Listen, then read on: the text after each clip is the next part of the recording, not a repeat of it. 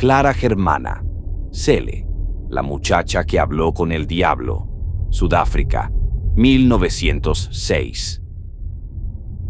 A comienzos del siglo XX, en la misión cristiana de St. Michael's, cerca de Natal, Sudáfrica, vivía una joven de 16 años llamada Clara Germana Cele. Había sido educada por monjas alemanas desde niña, después de que sus padres murieran. Era una estudiante aplicada, devota y amable. Nadie imaginaba que su nombre acabaría grabado en uno de los informes eclesiásticos más extraños del siglo XX. Una mañana de agosto de 1906, Clara fue a confesar. Lo que el sacerdote escuchó hizo que su sangre se helara. Entre sollozos, la muchacha dijo: «He hecho un pacto con el diablo». El padre Erasmus, sorprendido, pensó que era una broma infantil o un delirio adolescente. Hasta que los fenómenos comenzaron. En cuestión de días, Clara cambió completamente. Su voz se volvió grave, casi masculina. Sus ojos, antes dulces, se llenaron de un brillo salvaje. Las monjas afirmaron que podía entender y hablar idiomas que jamás había escuchado: alemán, francés, polaco e incluso arameo antiguo. También comenzó a revelar pecados y secretos personales de las personas que la rodeaban, con una precisión imposible. Durante las oraciones, gritaba con furia, arrojaba objetos y a veces era lanzada a varios metros sin que nadie la tocara. Una monja declaró: «Su cuerpo se elevó medio metro sobre el suelo y una voz habló desde su interior, burlándose de nosotros». En los días siguientes, las manifestaciones se intensificaron. Los objetos volaban por el dormitorio y Clara mostraba una fuerza inhumana. Necesitaban a 4 hombres para sujetarla. El olor a azufre impregnaba la habitación y los crucifijos se retorcían en las paredes.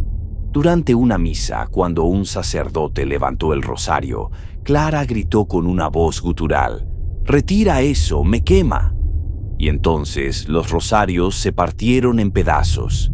El arzobispo local aprobó el rito del exorcismo.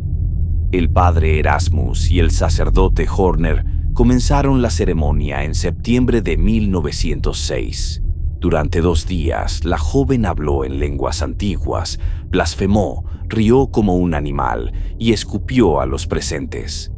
Cuando los sacerdotes pronunciaron el nombre de Cristo, su cuerpo se arqueó y una voz rugió desde dentro: «Ella me pertenece». Los testigos dicen que, en ese momento, una sombra oscura salió del cuerpo de Clara y se disolvió en el aire, dejando tras de sí un olor insoportable. El exorcismo pareció tener éxito por un tiempo. Semanas después, los fenómenos regresaron con más fuerza. Clara aseguraba que el demonio había vuelto y pedía entre lágrimas que la ayudaran. El segundo exorcismo duró 2 días completos. Durante el ritual, la joven vomitó objetos metálicos, chilló con voces múltiples y trató de estrangular a los sacerdotes con las cadenas del crucifijo.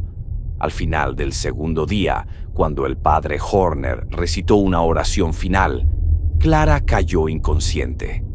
Los presentes juraron ver una figura oscura salir por la ventana y desaparecer entre los árboles. Cuando despertó, Clara lloró. Dijo que todo era como un sueño terrible y que no recordaba nada. Clara sobrevivió. Vivió varios años más, pero nunca volvió a hablar de lo sucedido. Murió en 1912, a los 22 años, en paz. El Vaticano conservó los informes originales.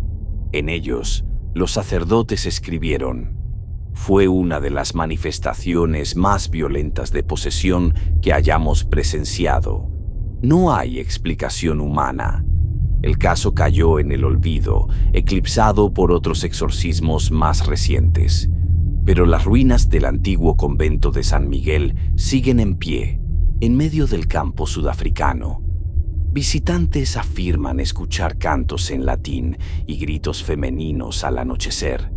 Algunos aseguran haber visto a una muchacha con hábito blanco caminando entre los muros derrumbados, mirando al cielo con los ojos vacíos. Los lugareños dicen que en ciertas noches, si pronuncias su nombre frente al viejo altar, el aire se vuelve pesado y huele a azufre, y que si escuchas una voz rezando junto a ti, no estás solo.